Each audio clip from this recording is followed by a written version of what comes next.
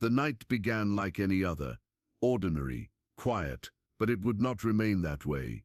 It was late, the kind of late when the streets of a small American town fall into uneasy silence.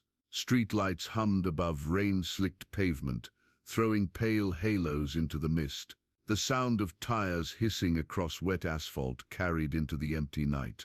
In the distance, a neon diner sign blinked faintly, struggling against the storm. 10:42 p.m. That was the last confirmed sighting. A young woman stepped out of the diner, where she had just finished her evening shift. She pulled her jacket tight against the cold drizzle, her shoes tapping quickly against the pavement. A waitress's smile still lingered on her face, but her eyes told of exhaustion. She was headed home, just 7 minutes away. The world around her seemed utterly ordinary. A couple of cars rolled past, windshield wipers slapping, radios faintly audible. A neighbor's dog barked in the distance. Nothing unusual, nothing to suggest that her life had only minutes left to remain ordinary. She unlocked her car, the metal door creaking as she pulled it open.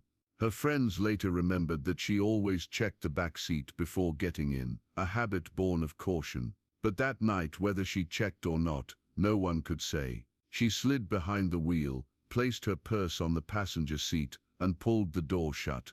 The sound echoed in the near-empty lot. At 10:49 p.m., a witness driving past saw her headlights pull out from the diner's parking lot, tires sending up a spray of water as she merged onto the road. Her taillights disappeared into the dark curve that led out of town. After that, silence. No one ever saw her alive again. What happened in those next 47 minutes would remain unanswered for more than 30 years. By the next morning, the town would awaken to rumors of a missing girl. Friends would say she was reliable, never one to disappear without warning. Her family would panic when she didn't arrive home, and detectives would begin piecing together a trail that seemed to dissolve as quickly as it appeared. Because just before midnight, her car was found. It sat abandoned at the edge of a rural stretch of road, headlights still faintly glowing, windshield peppered with rain. The driver's side door was wide open. The keys dangled from the ignition, swaying slightly as the storm pushed wind through the cabin. Her purse was still inside, her jacket too, but of the young woman herself, there was nothing, only footprints stamped into the thin snow that lined the roadside. Small prints hurried, leading a few paces into the night, and then they stopped. No more, no less, as though the earth had swallowed her whole. The silence of that night would grow into a scream that echoed across decades. A scream without sound, without explanation, without justice. A young woman had vanished into the dark, leaving behind only questions, and questions demand answers. Before the headlines, before the search parties and flashing police lights, she was simply a daughter, a sister, a friend, a young woman whose life until that night was defined not by tragedy, but by small-town rhythms and simple dreams. She grew up in the heart of America, in a town where everybody knew one another's names, where neighbors waved from porches and children played freely in the streets until the streetlights came on. Her home was a modest one, tucked between two maple trees whose branches brushed against the windows in summer. Inside, it smelled of Sunday dinners and laundry fresh from the line. Family photographs crowded the mantel, birthdays, graduations, a Christmas morning with wrapping paper strewn across the floor. She was known for her laugh, bright, quick, infectious, a laugh that filled spaces larger than she was, drawing people in. Her mother later said, "She never left a room without making someone smile." That was just who she was. Her daily life was ordinary, but in the most beautiful sense of the word. She worked evenings at the diner, pouring coffee for truckers and teasing regulars, who always sat at the same corner booth. On weekends she spent time with her younger brother, driving him into town for movies or ice cream. She had a small circle of close friends who remembered her as the one who listened more than she spoke, the one who never forgot a birthday. At just 22, she was standing on the fragile threshold between youth and adulthood. College classes filled her mornings, work filled her nights, and in between, she scribbled her hopes into notebooks she never let anyone read. She wanted to travel, to see beyond the two-lane roads of her hometown. She wanted a career that meant something, perhaps teaching, perhaps nursing. She wanted simply a future. And yet even in this simplicity, there were rituals that told the story of her care for others. She called her mother every evening before heading home, even if only for a minute, just to say, "I'm on my way." She never left without saying goodbye. Friends remembered how she carried spare change for strangers who came into the diner short on money. She lived with an open heart, the kind that made people feel safe around her. But that openness, that innocence, would make her disappearance all the more haunting. In hindsight, the family clings to details, the ordinary things that became sacred once she was gone. Her favorite blue sweater still hung on the back of her bedroom chair. A paperback novel, dog-eared at chapter 7, sat by her bed. The cassette tape in her car stereo was one she played on repeat, a soundtrack to a life she would never finish living. Her father once described her as the kind of girl who made you believe everything was going to be all right. But everything was not all right. The warmth of her world, the safety of her routines, would soon be shattered, because on that rainy November night, she never came home. A young woman with so much ahead of her, simply vanished into the dark. And the question that would consume a town, a family, and generations of detectives was simple and terrible. Why? It began as an ordinary shift. She clocked out at the diner just before closing time, gathering her purse and thanking the cook as she always did. A co-worker recalled her humming softly as she tied her coat, unaware that these would be the last notes anyone would hear from her. 10:42 p.m. She walked across the lot, rain misting against the fluorescent glow. A few patrons still lingered inside, but no one noticed anything unusual. She opened her car door, climbed inside, and drove away. For investigators, the hours that followed would become a puzzle, each minute scrutinized, replayed, dissected. At 10:49 p.m., a driver on the state road saw her car heading north. She wasn't speeding, wasn't weaving, simply driving steadily toward home. 7 minutes into her journey, everything still seemed normal. But along that same stretch of road, a neighbor reported something else. At 10:55 p.m., just as the rain began to harden into snowflakes, he heard what he later described as a sharp cry, like someone calling out.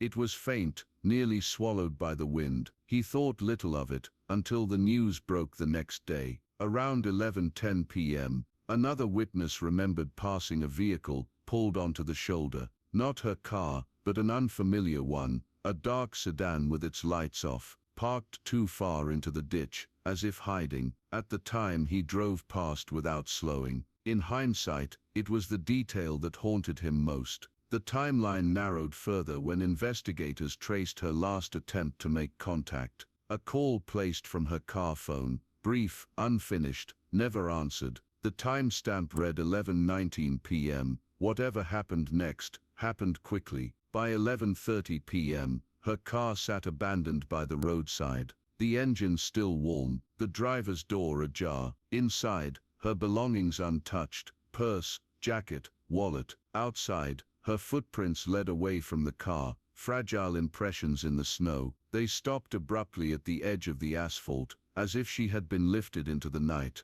How does someone vanish from a lit road, in a matter of seconds without a trace? Detectives would later piece together fragments. A motorist swore he saw 2 sets of tail lights speeding in opposite directions around that time. A farmer's dog barked wildly, chained near the edge of his property. A faint tire track, half erased by falling snow, curved off toward the woods. Coincidence, or the killer's first mistake? In the early hours of the morning, her family realized something was wrong. She had not come home. Calls to her pager went unanswered. Her mother, pacing by the window, whispered to her husband, "Something's happened, I know it." By dawn, deputies were on the scene. They crouched by the roadside, staring at the lonely car, the prints that led nowhere. Radios crackled as word spread. Searchlights scanned the woods. Every minute that passed made the silence louder. The clock had run out. She was gone. And as investigators stood staring at those vanished footprints, one chilling detail cemented the dread that would grip the town. Her trail ended mid-step.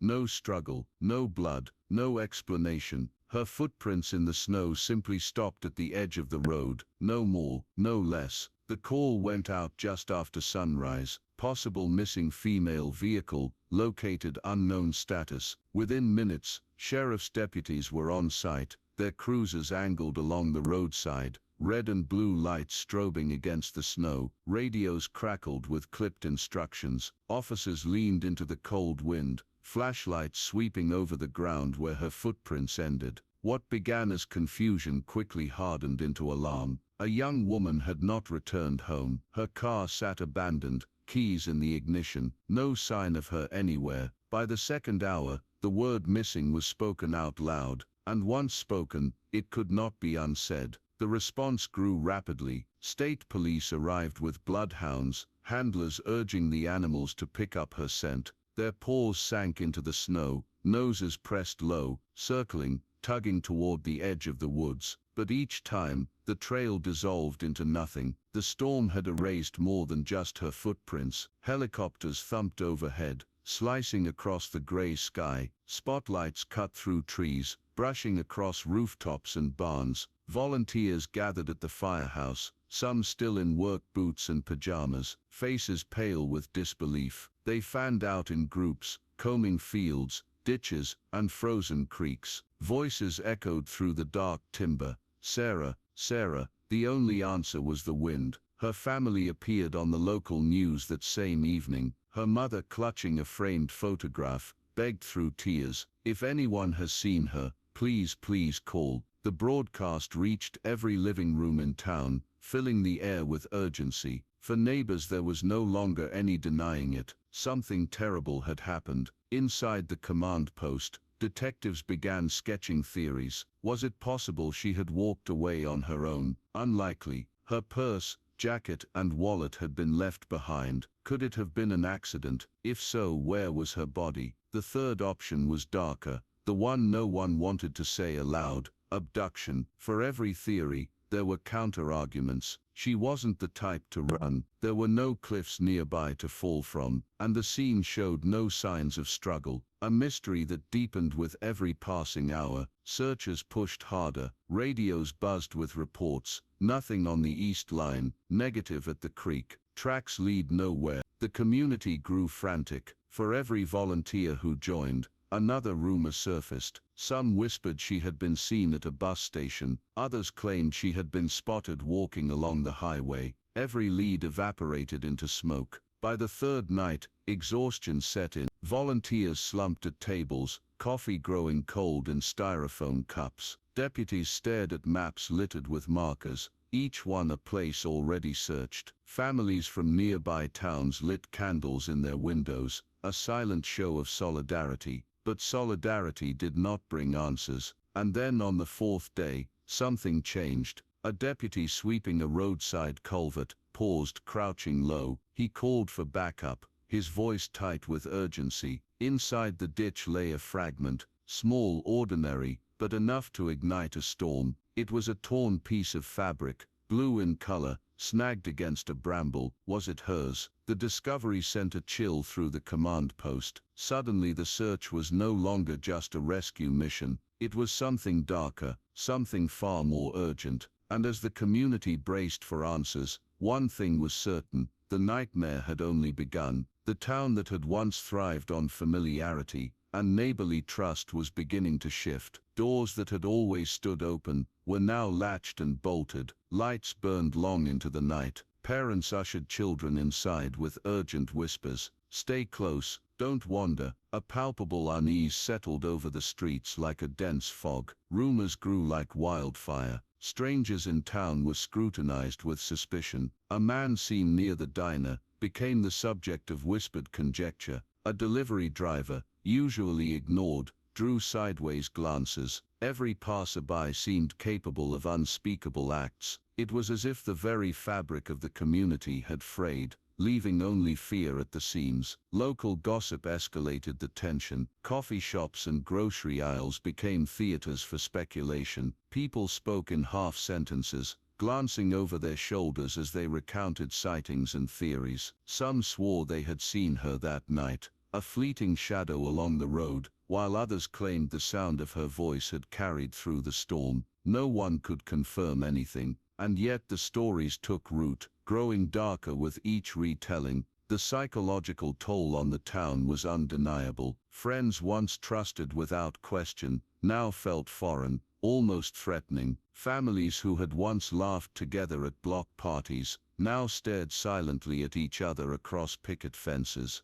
Even the children absorbed the tension, sensing the invisible barrier of fear that had settled over every interaction. "There's a monster walking among us," someone said at a community meeting. The words were whispered, yet they seemed to echo in every empty hallway, every quiet street. People started locking windows during the day. Cars were parked in driveways, not garages. Cows were parked in driveways, not garages, in case the intruder returned. Friends avoided evening visits. Trust became a currency too expensive to spend freely. Even the familiar landmarks took on sinister undertones. The diner where she had worked now seemed a place of shadows and suspicion. The parking lot where she was last seen felt unsteady beneath one's feet, as if the ground itself held memories of her disappearance. Footsteps echoed differently, the night air carrying a chill beyond the weather, a warning whispered by the town's collective conscience. Small-town law enforcement felt the strain too. Officers were confronted with a community simultaneously, terrified and demanding answers.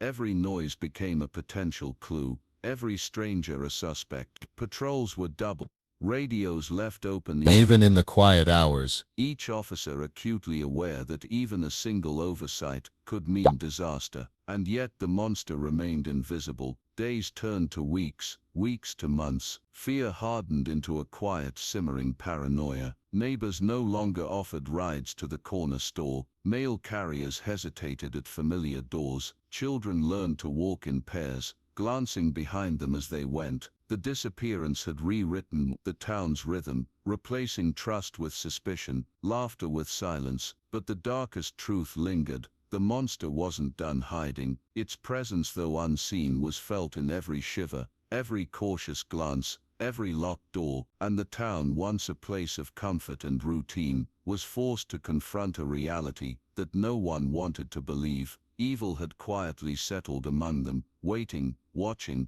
unseen. The community could only hold its breath, knowing that the next revelation, the next clue, would shatter the fragile equilibrium entirely. Inside the dimly lit command center, detectives worked tirelessly. Coffee cups teetered on stacks of paperwork, cigarette smoke curling in the low-hanging fluorescent light. The case consumed them, seeping into thoughts and dreams, leaving little room for anything else. Every detail mattered, no matter how small, and every lead had to be pursued, even when the evidence was thin. Early suspects emerged quickly, each one a thread the detectives hoped would unravel the mystery. Her ex-boyfriend was first. Known for jealousy, his alibi was sketchy. He sat across from them in the interrogation room, eyes defiant, hands clenching the edge of the table. Tape recorders clicked and whirred, capturing every word, every pause. But his story held, solid enough to rule him out. Frustration settled in, heavy as a stone. Next came the drifter, who had been seen in town days before the disappearance. Rumors painted him as dangerous, someone who might strike without warning. Detectives pored over his movements,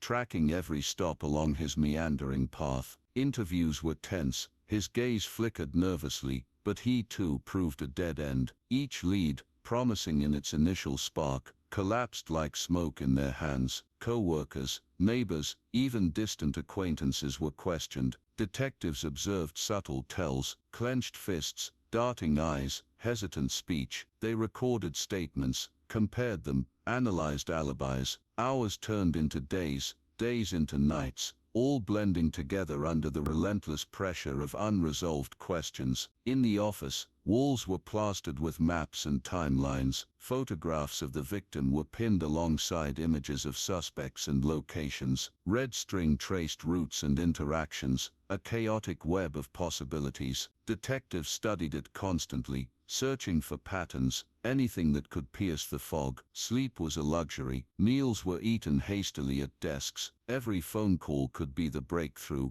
every ring a promise of progress, or another crushing disappointment. Despite the rigor, the case seemed to slip further from their grasp. Each interrogation left a residue of false hope. A lead would appear promising, fingerprints, a strange confession, an inconsistent alibi, only to vanish under scrutiny. Detectives became shadows of themselves, consumed by the puzzle, their obsession a mirror of the town's growing anxiety. Evenings were spent retracing her steps along the rain-soaked roads, flashlight beams cutting through the darkness, eyes scanning for something the human mind was not meant to see. The cold bit into their fingers, snow turned boots to ice, but the search never ceased. They haunted the woods, the ditches, the forgotten alleys where a clue might linger, and all the while, time marched forward. Months passed, files grew heavier, yet the answers remained stubbornly out of reach. Community pressure mounted, families called daily, desperate for news, for hope, for closure. Detectives carried their weight silently, knowing that each delay amplified the fear in every household, each unanswered question a knife in the collective heart of the town. Every lead, every potential suspect became a test of endurance. Each room, each set of questioning, brought tension so thick it could be cut with a knife. They were on the edge of breakthrough and collapse simultaneously, balanced on a thin line between revelation and despair. And yet for all their effort, every promising lead dissolved, leaving them with only one certainty: the path to truth would be long, grueling, and littered with frustration. Every lead collapsed like smoke in their hands. Years passed. The case, once a fiery priority, slowly sank into the shadows of memory. Detectives retired, leaving behind stacks of yellowed files, each sheet a fragment of a life that had vanished into silence. The investigation that had once consumed entire precincts became a cold file, gathering dust on forgotten shelves. Public interest faded, as it always does when time stretches forward without answers. News headlines shifted, new stories replaced the old. Yet for those who had known her, the void remained vivid, unrelenting. Every year that slipped by without discovery added weight, an invisible pressure pressing down on the family's chest, suffocating with the relentless question, why? False confessions emerged along the way, individuals seeking notoriety, or burdened by guilt that had nothing to do with the crime. Each time, hope flared briefly, only to be extinguished when the truth came to light. Detectives learned to temper their optimism, to brace themselves against another disappointment, another lead that turned to dust. The family endured their own private purgatory. Every ringing phone stirred anxiety. Every knock at the door carried the same terrible possibility. They lived in a liminal state between hope and despair, each day a reminder of the cruel absence of closure. The holidays were unbearable. Birthdays passed silently, punctuated only by memories and photographs. Rooms remained unchanged, as though by preserving her space they could preserve a fragment of the life that had been stolen. Detectives who had once pored over evidence, tracing every footprint, every potential suspect, eventually retired. Some left with bitter frustration, haunted by the impossibility of finding answers in a town that had grown older and quieter. New officers arrived, scanning the old files, some inspired, others skeptical. The case was always there, lurking in the background, a ghost of unfinished business. Community memories softened into legend. The diner where she worked became quieter, the town itself retaining only the echoes of the fear that had once gripped it. People still whispered about strangers, locked doors at night, and glanced uneasily over their shoulders. But the immediacy of her disappearance had faded, replaced by the dull ache of unresolved grief. For the family, each year that passed without answers deepened the wound. Her mother described it simply: every time the phone rang, I hoped it was the answer. It never was. The words, short and heavy, carried the weight of decades. Every holiday, every milestone marked her absence, a ghostly reminder that life had continued around a space that would never be filled. Even law enforcement, seasoned and unflinching, began to see the case as an impossibility. Evidence had grown cold, leads had dried, friends, acquaintances, neighbors, all memories now, fragments to be revisited only in old reports. The investigation, once urgent and alive, was reduced to an archive, a monument to unanswered questions, and yet in that darkness, one truth persisted: the absence was not acceptance. The case, long abandoned by time but never by memory, waited quietly for a spark, some new clue, some twist, some miracle that would shake loose the truth buried beneath decades of despair. It seemed the case would remain buried forever, in a small house lined with faded wallpaper and the faint smell of lavender.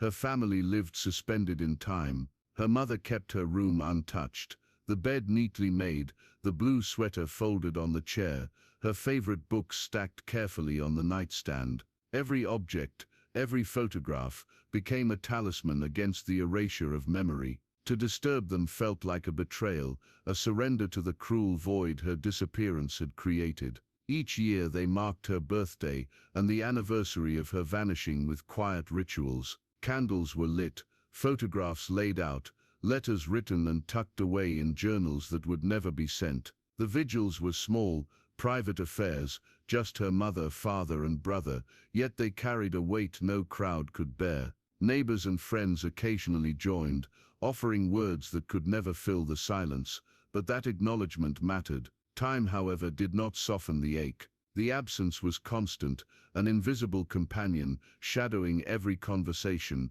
every meal, every holiday. Every unexpected phone call sparked hope, followed by crushing disappointment when the news was not what they yearned for. The uncertainty became its own torment. Death, though cruel, offers closure, but the limbo of a missing loved one is worse, a perpetual question mark, a wound that cannot heal. Years became decades. Photographs yellowed, faces in the frames aging in stillness, untouched by time in memory, yet altered by it in reality. The town moved on, but the family could not. Friends drifted away, marriages ended, children grew, yet she remained, fixed in absence, a ghostly constant in every thought and conversation. Detectives' files stacked high in the precinct were a silent testimony to their endurance. Typed notes, photographs, fingerprint cards and weathered maps chronicled the painstaking investigation, a story written in fragments,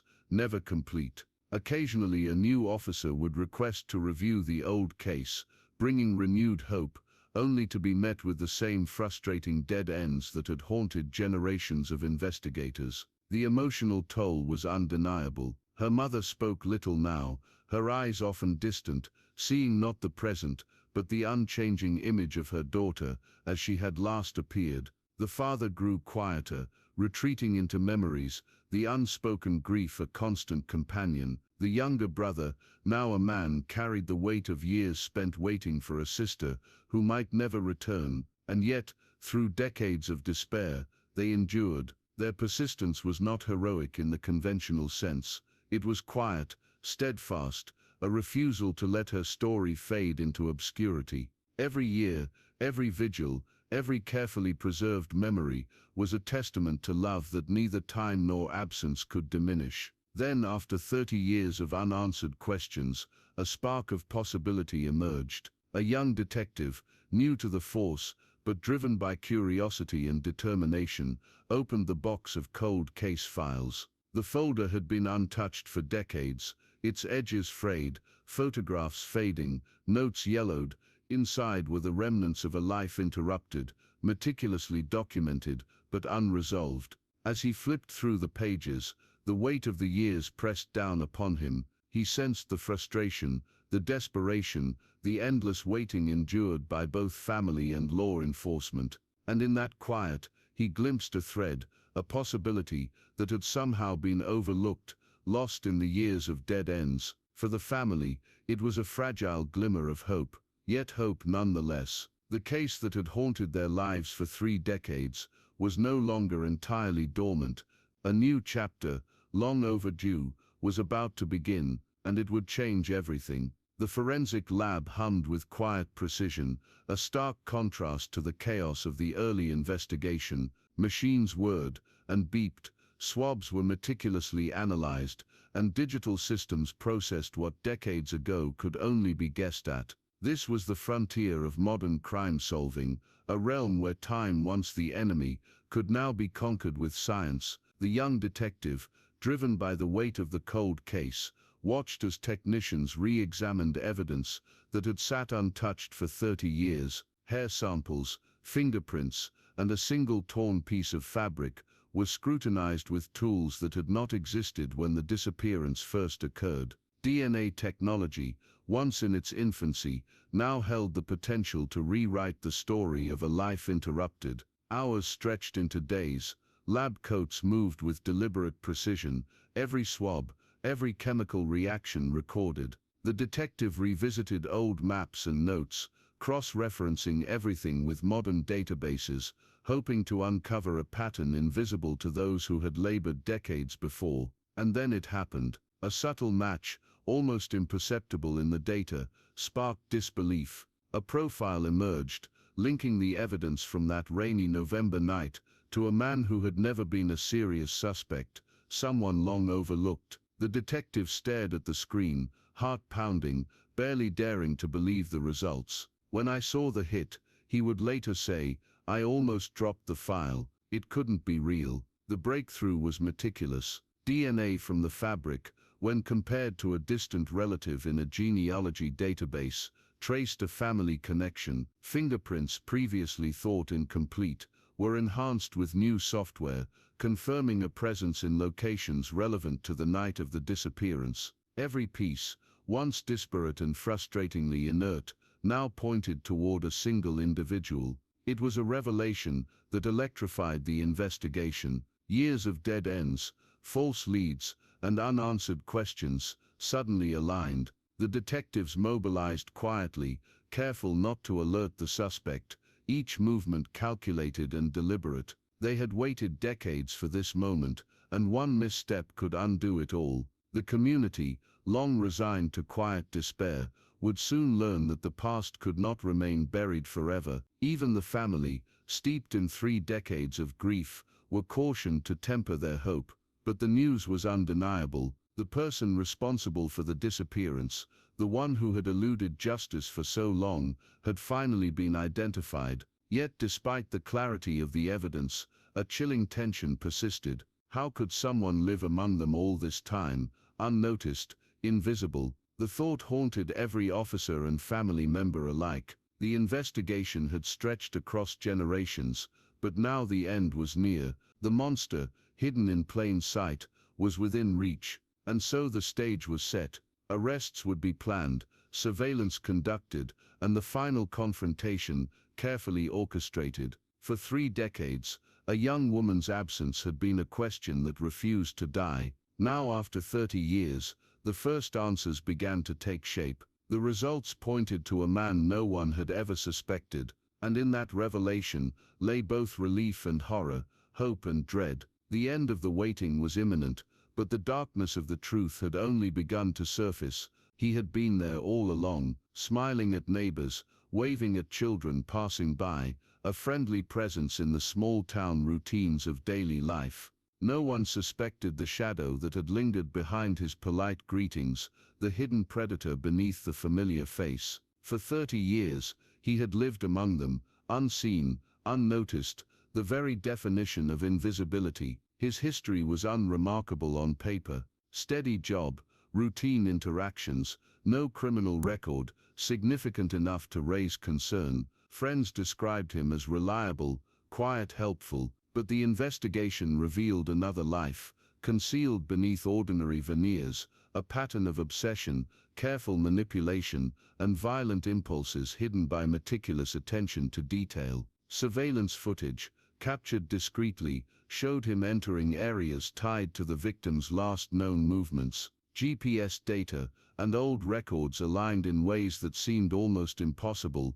A man whose life had appeared linear and predictable, now revealed as cunning and calculated. Detectives studied his every step, every alibi, unraveling the web he had woven so convincingly. He had observed the victim, he knew her routines, her comings and goings, her small habits that now seemed tragically obvious. He had waited in the shadows, silent and patient, until that one night when opportunity and planning converged. The realization sent a shiver through the investigation team, how close he had been, how ordinary his presence had seemed, how nearly invisible he had remained. Interviews with neighbors painted a picture of trust betrayed. People recalled his courteous demeanor, his willingness to lend tools or fix fences. He had volunteered at local events, smiled at the children, joined in conversations at the diner. It was a mask so complete, so convincing, that the idea of suspicion had never touched him.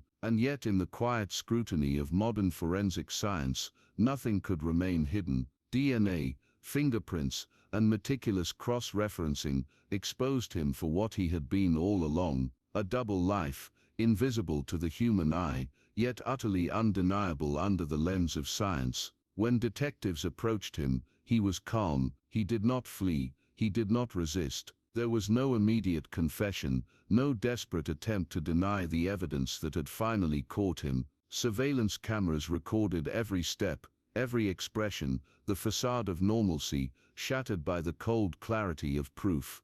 Neighbors would later recount the shock, disbelief mixed with fear. How could someone they had greeted for decades, someone whose presence had felt safe and mundane, be capable of such darkness? It was a betrayal that cut deeper than violence alone.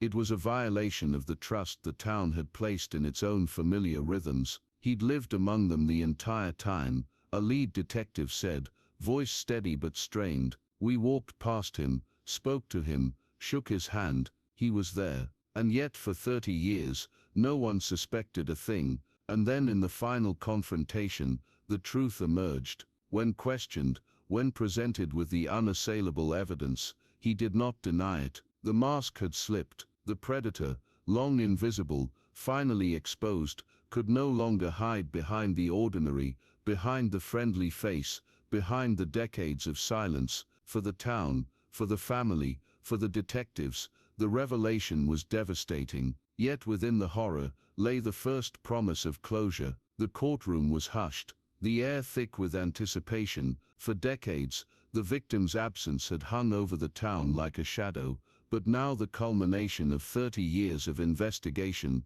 was finally unfolding before their eyes. The families, neighbors and detectives, who had lived with uncertainty, all gathered, the weight of countless unanswered questions pressing down on every person present. The accused sat calmly at the defense table, hands folded, expression unreadable. His demeanor belied the gravity of the evidence arrayed against him. DNA, fingerprints, surveillance footage, and decades of meticulously chronicled habits now revealed as sinister patterns. He had no room to maneuver, no avenue to evade the truth that had finally been brought to light. The prosecution presented its case with painstaking detail. Every piece of forensic evidence was methodically laid out. Investigators recounted the timeline, the original search, and the painstaking work that had led to his identification. Photographs from the night of her disappearance, archival footage of searches, and personal items left behind were displayed,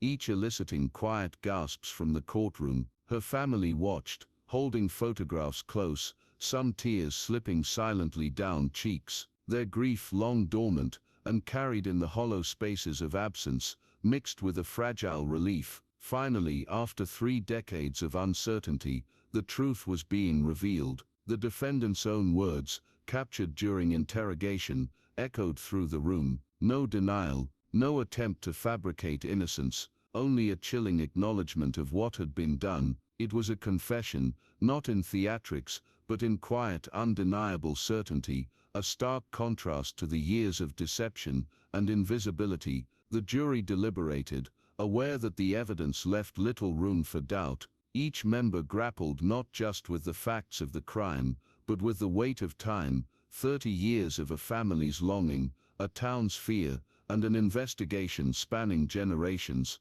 When the verdict was finally read, it carried the resonance of closure long delayed. Guilty. The gavel struck, sharp and final. For the first time in 3 decades, the family could breathe, though their relief was tempered by sorrow. The young woman who had vanished into darkness was gone, and nothing could undo that. But justice at last had a name, and that name would answer for the crime. Outside the courtroom, the town felt a cautious. People who had once feared the invisible threat felt the weight of years lift, however slightly. The detective who had reopened the case allowed himself a moment of stillness, reflecting on the perseverance, the meticulous work, and the decades of patience that had brought them here. And yet, even in the relief, the question lingered: how do you measure justice when the sentence comes 3 decades too late? The answer, complex and haunting, remained beyond easy reach. Justice had arrived, but time had carved an irreplaceable void. For the family, the emotional closure was profound. Tears, long held in check, flowed freely, hugs were shared, and photographs were touched as if to reassure themselves that this reality, finally, was undeniable. They would never forget the pain, but they could begin to grieve fully, knowing the truth no longer eluded them. For the town, for the detectives, and for all who had waited, justice had been served. It came late, painfully so, but it came, and with it, the first fragile threads of healing began to weave through the lives, long overshadowed by absence and fear. For the first time in 30 years, the family finally knew the truth. Even after the gavel fell, the echoes of the case lingered, resonating in every corner of the small town. The streets, once tainted with suspicion and fear, slowly began to reclaim a semblance of normalcy. Neighbors greeted one another without hesitation. Children played again in yards under the sun, though the memory of a vanished life remained, etched invisibly into the fabric of the community. For the family, closure arrived in quiet, fragile increments. Her mother visited the now untouched room, lingering over the carefully preserved objects that had once held her daughter's presence. The blue sweater, the dog-eared books, the photographs, they were relics of a life interrupted, yet tangible anchors to the memory they would always carry. "We can begin to heal," her father whispered softly, "but we will never forget." Detectives reflected on their own journey, the long path from obsession to resolution. Those who had labored decades earlier watched the new generation carry the torch to completion. It was a testament to perseverance and unwavering dedication, proof that time could not erase the truth, only delay it. One lead, one discovery, one spark of modern technology had been enough to pierce the darkness that had long shrouded the case. The town, once fractured by fear and suspicion, now embraced a collective sense of cautious relief. Stories of resilience and vigilance were shared in local cafes and homes. The community had learned that evil could lurk where least expected, but it could also be confronted and overcome. Trust, though scarred, slowly returned. Windows were unlocked, doors left ajar, small acts of courage signaling that life could resume its rhythm despite past horrors. Yet even with resolution, the shadow of absence persisted. The young woman's laughter, her routines, and her bright presence could never be restored. Her family carried both the relief of truth and the ache of what had been stolen. Each candle lit at a vigil, every photograph touched, every whispered memory,